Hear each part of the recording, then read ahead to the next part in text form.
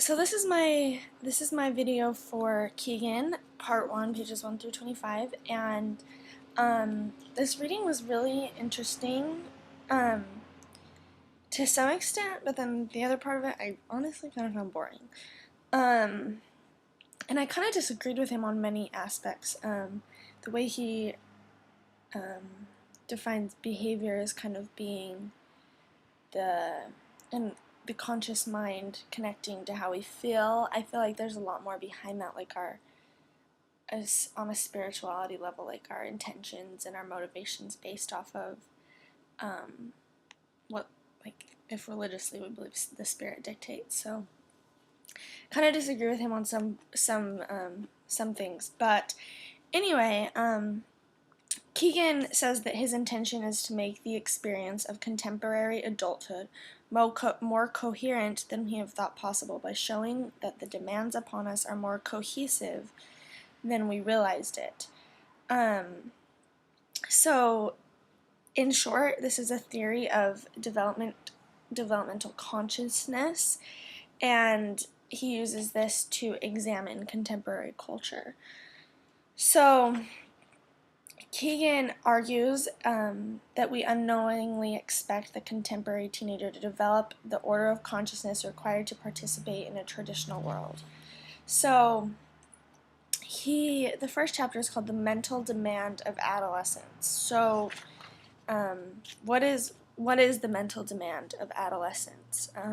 Keegan gives the example of a young man named Maddie who comes in past curfew, and his parents are up till 2 a.m. waiting for him, and all they want is for Maddie to come in on time and be responsible and obey his curfew. But then flash back to years before when Maddie was kind of becoming more independent and grown up. They were happy about that stuff. They were happy that he was doing things on his own, that he was growing up, that he was becoming more of a man. But then in this situation, they wanted him to be trustworthy and responsible and come in when they wanted him to come in. And Maddie, is thinking, I hope my parents don't realize, and he has a list of excuses of why he is late. And so in this chapter, Keegan talks about the first chapter section is called The Hidden Curriculum of Youth. What do you want from me?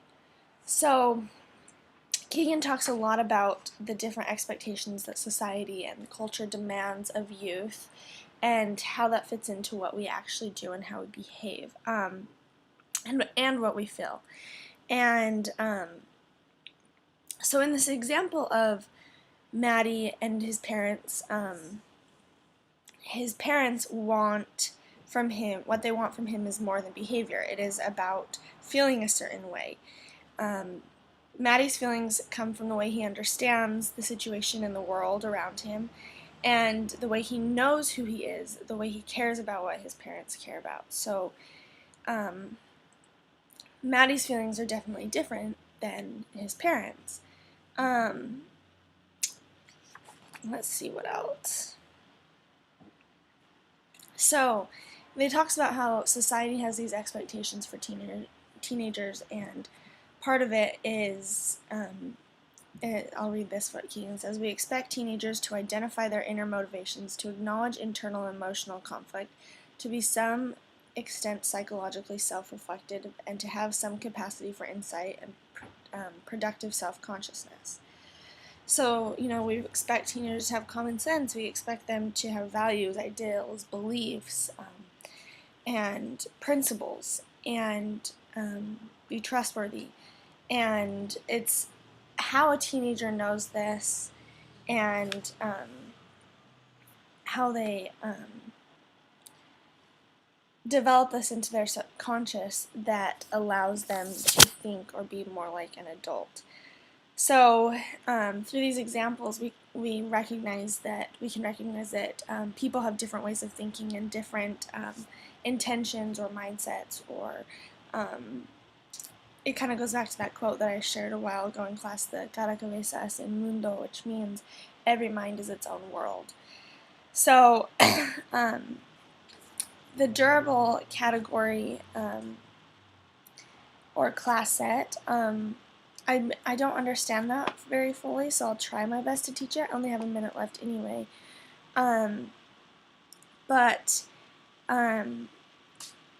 So what is being demonstrated is the ability to construct a mental set, a class or category, in order to order the things of one's experience, physical objects, other people, oneself, desires, as property containing phenomena. So here's our durable category map or diagram, and through this way of ordering things, Keegan suggests that the ability to construct a concrete world, independent points of view, and a property-bearing self is expressive as a single form of consciousness. So the top contains elements or members, then this one contains their properties distinct from one's perception. Two others seen as durable categories, they contain their own intentions distinct from their wishes, and they're constructed as having distinct points of view and minds of their own. And the self is seen as a durable category, which contains its own preferences and abilities, and is constructed as having enduring dispositions, ongoing needs, and self-interest. So that is the durable category, and I'm already at 6 minutes and 30 seconds, so hopefully we go over this more in class so I can understand it better.